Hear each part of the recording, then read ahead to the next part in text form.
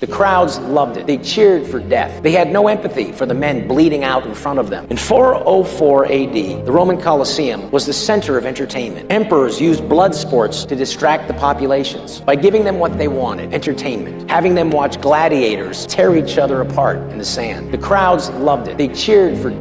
They had no empathy for the men bleeding out in front of them. These men weren't in their tribe. They were the enemy. During these bloody games, a monk named Telemachus jumped into the arena. He stood between the fighters and shouted, "In the name of Christ, stop this." And the crowd stoned him to death right there. But his shocked the people. They finally saw the horror of what they'd been cheering for. That was the last day of the games. Telemachus was a turning point. But here's what really ended that day. Not just the spectacle, but what the spectacle was covering up. The Romans finally saw what they'd been doing, filling an emptiness inside themselves with blood and violence. Once they saw it, they couldn't unsee it. 1,600 years later, we like to think we're more civilized than the Romans who cheered for blood in the sand. But here's the truth. We haven't changed at all. Our Colosseum is social media. And when Charlie Kirk was murdered, there were people that celebrated. There were people that laughed. They posted jokes. Some, to this day, even say he deserved it. When someone not in your tribe, you have no empathy. In 404 AD, the crowd killed